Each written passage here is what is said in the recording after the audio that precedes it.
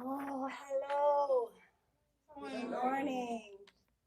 Got all my study books here. Notes. So I've been apologizing to y'all because some people aren't very happy about coming in and have the seats changed. It is kind of like, I was thinking that too, like a big airplane.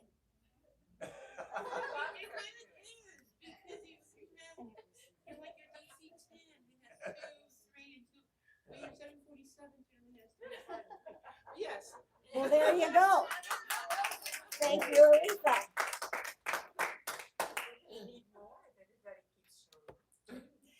Yeah, so that's the thing. Let me just tell you a quick explanation. Yeah. um, so a lot of the more people have been coming to bingo, so we had to put some chairs over there. Yeah. And because more people are coming here now, we'll bring some more chairs down. I don't know that I can promise a 4-seat row yet, no. So we'll see. Another 3 here. Anyway, I'm going to tell you a story. But first, the title for today's message is, sing it with me, good, good, good, good vibrations. How come I'm the only one dancing? Because the under 50s don't know that song. You're probably right about that. So I was going to say, so that actually came out in 1966. I was 3, and it has stood the test of times. You know, our young people today are actually talking about vibes and vibing. So where are they getting that? They're understanding, they're picking it up from, call it the stream, the field, a field of consciousness. They're picking it up because it's important. Our vibrations are important. This entire universe is based on all that energy. And so, to be really, really simple today, when we're talking about something that doesn't feel in here, because we feel it, doesn't feel in here like good vibrations, then it's a very simple thumbs down. And when I use maybe a word that feels a little higher vibration, yeah, a thumbs up. We'll practice that together a little bit later. But so little story. I was hiking in the woods by myself. And that particular day, I had my blonde wig on. And when I wear my blonde wig, people just refer to me as Goldie Lux. And I'm hiking, and you know how you sometimes do. You go further than you really have the energy for, and it just so happened that there was this little abandoned, what looked like an abandoned cabin, and I thought, well, maybe I could just rest in there for a little bit. So I go in, and there just happens to be 3 beds there. And so, of course, I tried out the first one, and it was Too hard. I know, and I can't vibe with a too hard bed. Okay?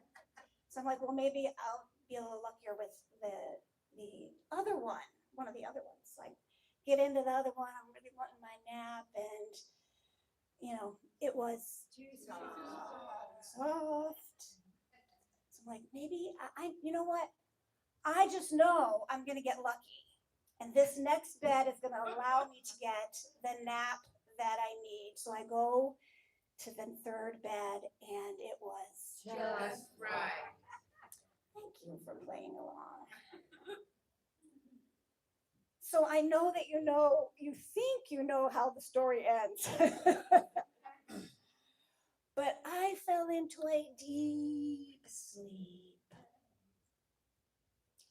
And in this sleep, I had a realization, or you may even call it a revelation,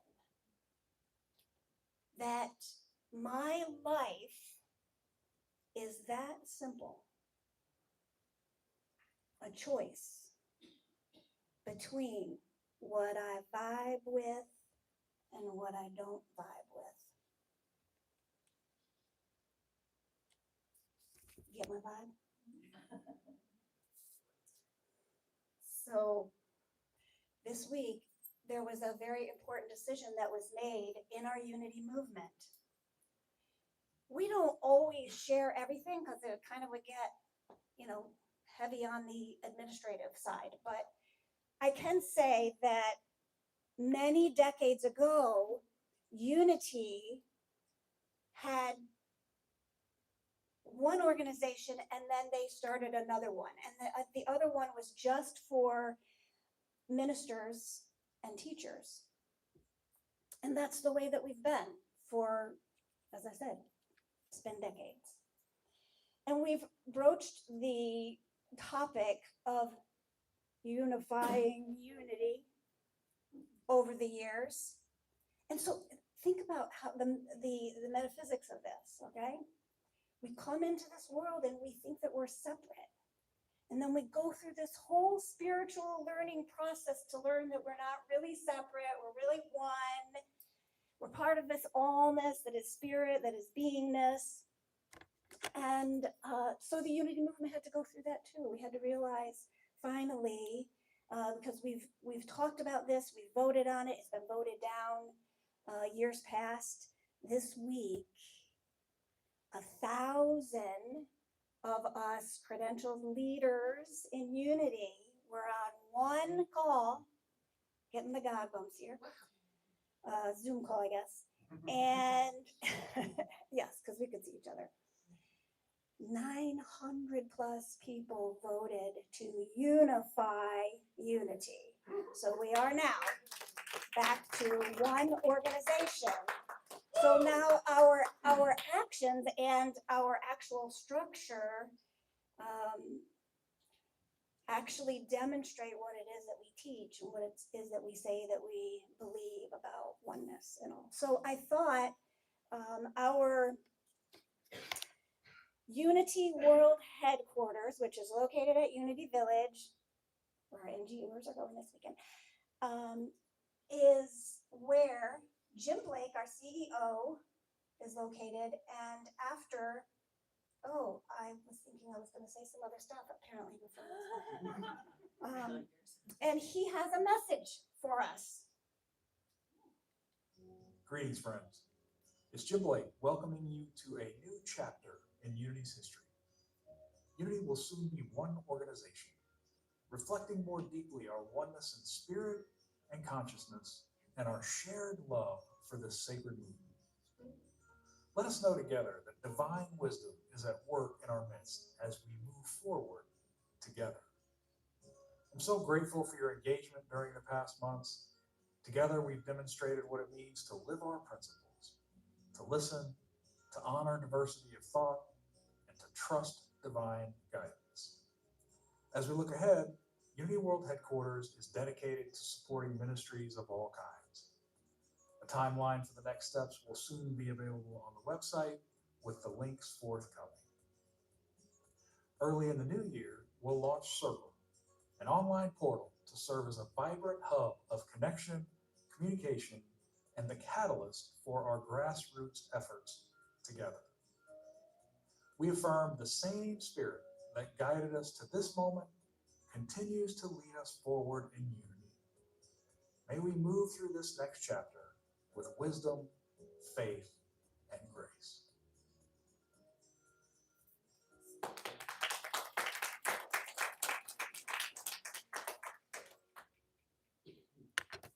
So, how we vibing?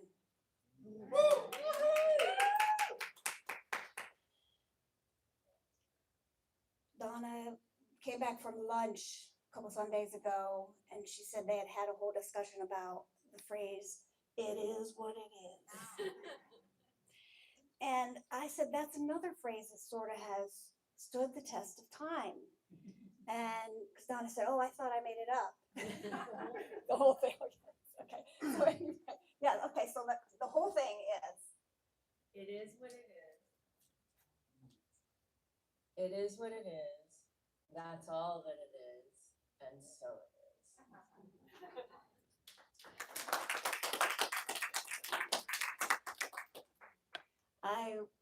And again, I'm going to say decades ago, but it wasn't, it was maybe 1 decade ago. And I was at the intersection, of the Laughlin Bridge there, that one. And this boat is being pulled through the intersection. I'm sitting there and it was stunning, y'all.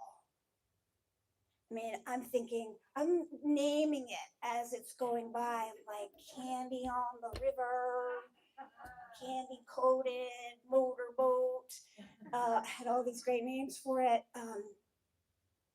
And so when I looked to see what the name of it was, it said, "It is what it is."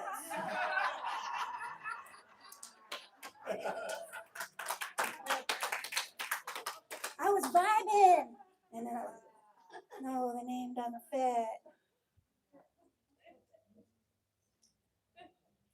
Because if you think about it, "It is what it is a good place to be sometimes. If you were at a place that was maybe anger or deep sadness or something, then coming to a point of "it is what it is" can be a great relief from anger and sadness, grief, whatever. But if I am wanting to reach joy, then I don't want to stay with "it is what it is." And that's where prayer comes in. And it's interesting because we have a very wide range of folks here in terms of your backgrounds. And that's why I nod when Jim Blake talks about all different kinds of ministries are included under that umbrella. Because there was a time when the leader of the ministers and other credential leaders wanted us to take on a certain identity that was sort of kind of going back in time. And we're not having that. And so I feel it just made all the difference in the world to be able to have a feeling of moving forward. And that's what our affirmative prayer process is. No specific way that you have to do it. And I might even mention ways that you could do it, but you still don't have to do it that way, because I know I'm not the only one who has at times said, "Oh dear God, please." And that was my prayer. Right? You ever done that? But when I really want to raise my consciousness, when I want to increase that vibe, when I want to contribute to a world that's vibing higher, that's at a higher consciousness level, I can't settle for "it is what it is."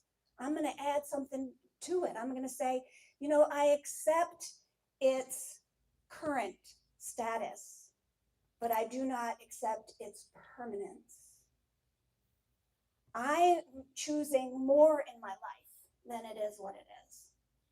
Okay, again, there will be many times in my life when I will be at "it is what it is."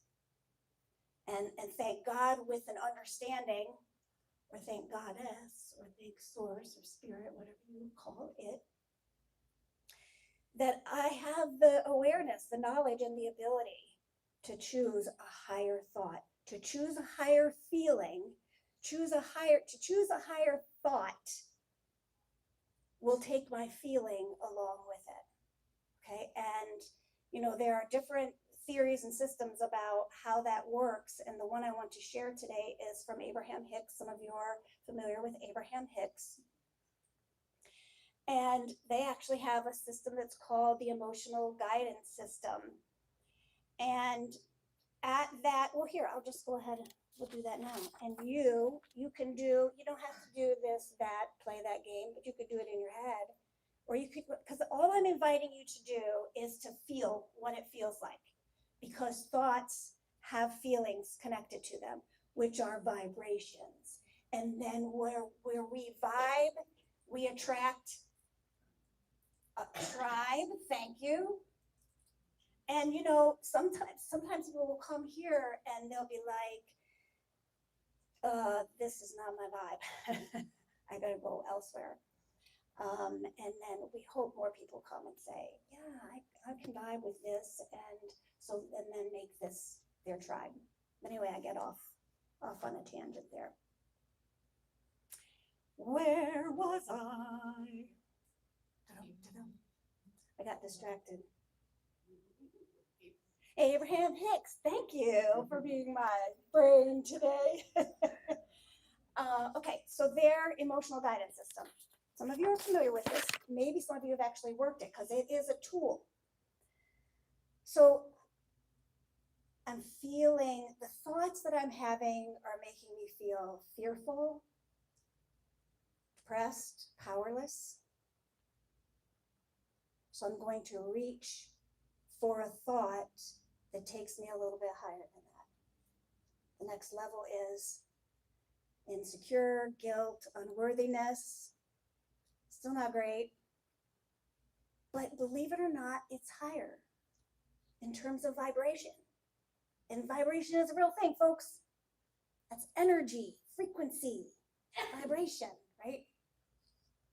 So I want to reach for a thought that will move me a little higher. You know what? Jealousy is a little higher than insecurity, guilt, and unworthiness. And above jealousy is hatred and rage. Now think about it, folks. If I am feeling really depressed about something that happened and I move into anger, that's a move up. Not vibing with that one? Yeah, it's true. Yeah, so some of us can relate to that. To be able to move to a place of being able to express my rage or my anger about whatever, whoever hurt me, or that I felt hurt by, or whatever experience, that is a move up. So just a slight move up, but we're moving. So from hatred and rage to revenge. Now, have you ever been in fear, depression, powerlessness? Have you ever been in a feeling of insecurity, guilt, or unworthiness? You were able to move back out. You didn't probably consciously do that. It probably happened over a period of time. You ever been jealous? Oh, come on, you guys. Everybody has been jealous at some time or another. So then we move, yes. We went to hatred, revenge, and a little bit higher up. Is that where I was last? Revenge? Okay. Anger. Ever been angry? Ever been angry? Everybody's been angry. Okay. Moving up. Discouragement. Do you feel that? Are you able to start feeling the shift now? We're moving out of more of a lower energy to maybe a little bit more expansiveness. Can you feel the expansion from anger to discouragement? I know it's not where you want to be. Stay with me. So the next level up from discouragement, I actually do have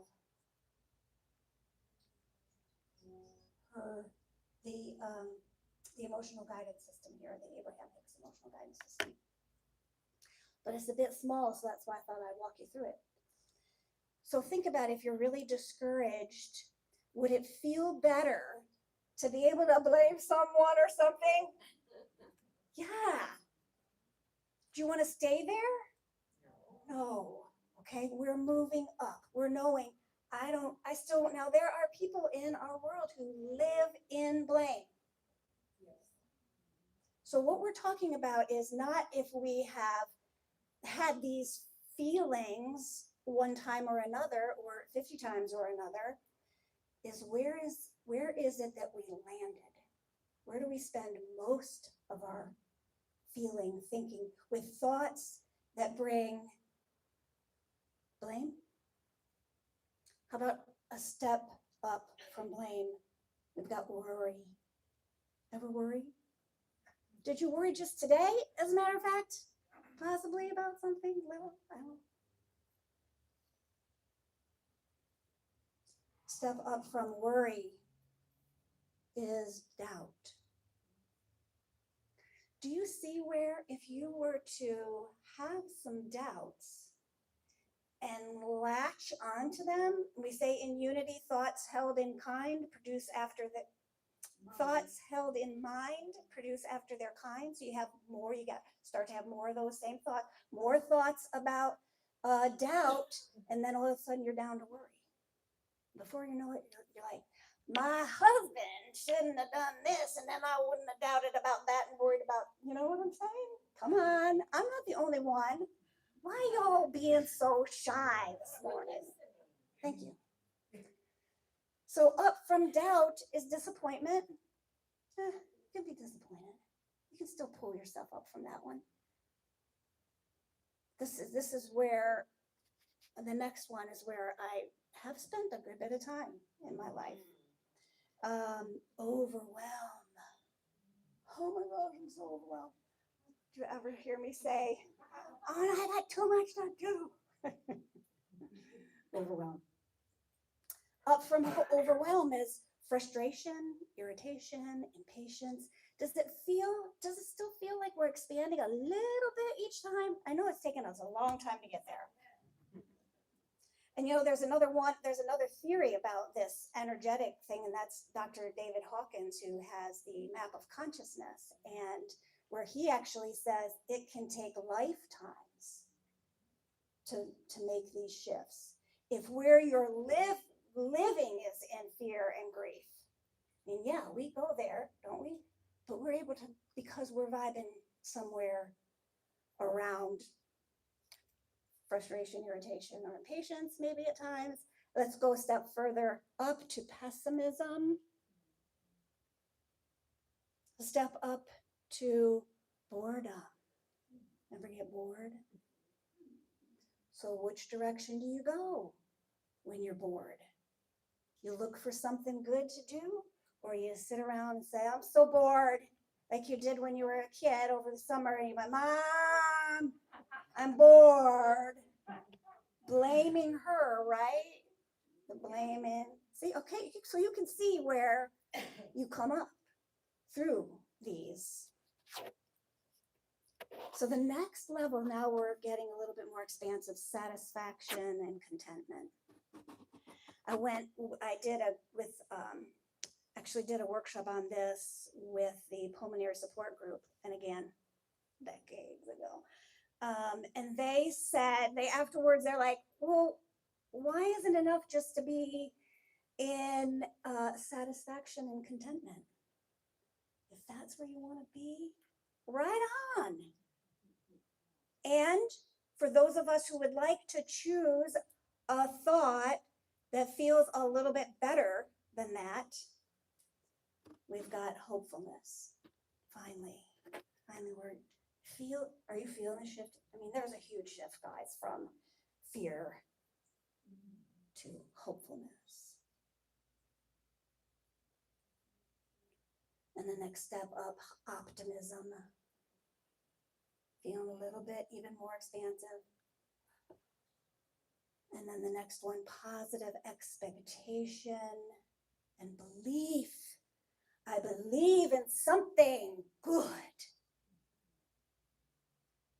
And Next step up, this was our, the 12th power that we were studying last week was the power of zeal. And so this one is, zeal is up there in the vibrational scheme of things. Enthusiasm and happiness. Next level up, passion. Woo! We're even more enthused. Can you live there? Can you live in passion? Heck yeah, look at some artists. They get up, they do their art, they go to bed, they sleep, they get up, do their art. Passion, true passion.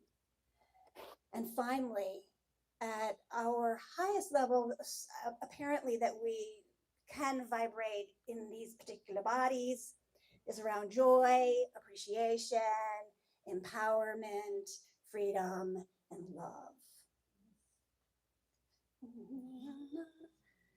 So just so you know, if you're stuck in any one of these, there is pull a thought that feels just a little bit more expansive. So if we're going to do kind of look at expansive or restrictive, expansive, restrictive, or constrictive, I choose expansive. This is what this particular lesson from A Course in Miracles. Now, frequently reminded that when I share with you lesson 338, that means there were 337 that came before them. So you may need to do some work we all may need to do some work before we get here. I'm affected only by my thoughts. But essentially that's what we're saying here, because it's a thought that creates a feeling, and then in an instant, a feeling creates an action. And then before you know it, you've manifested. And depending on which direction you were going, you've manifested something amazing or not, or it is what it is.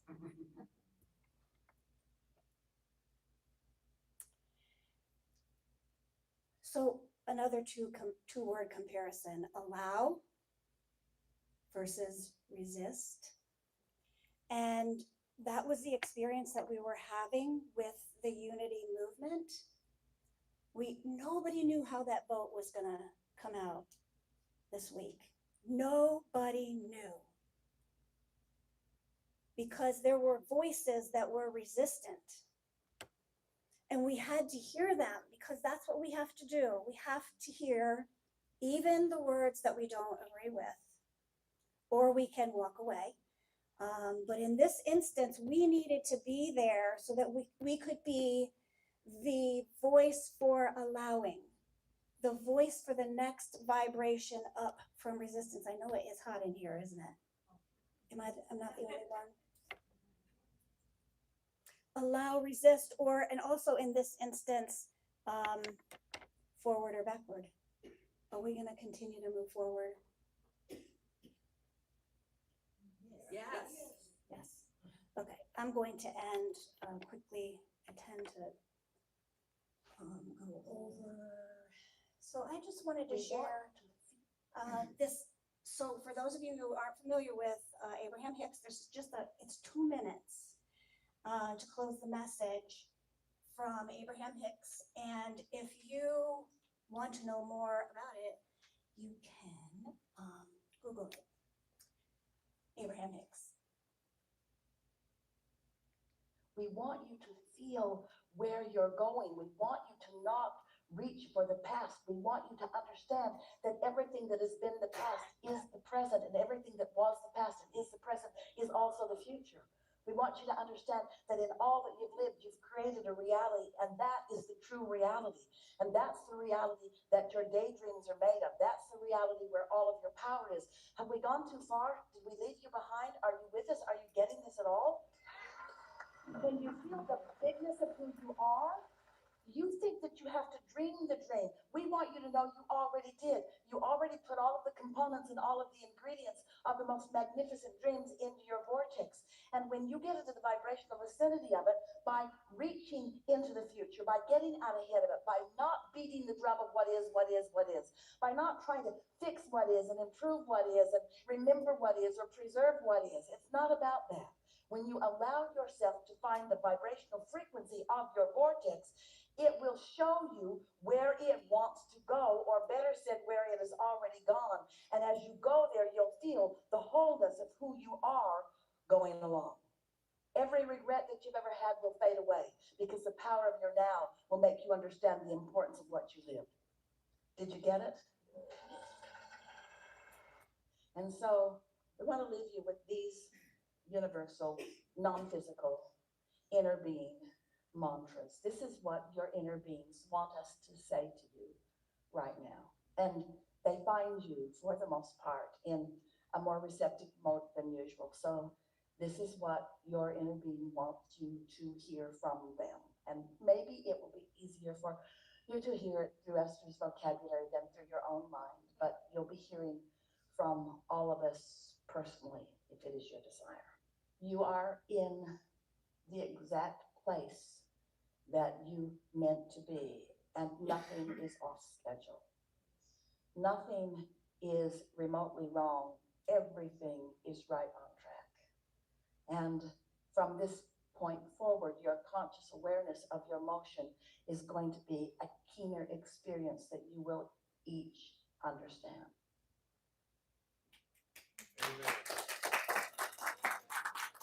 And so it is, and because I went over, I'm gonna switch, I'm gonna move beyond some other stuff here I was gonna do, like a meditation.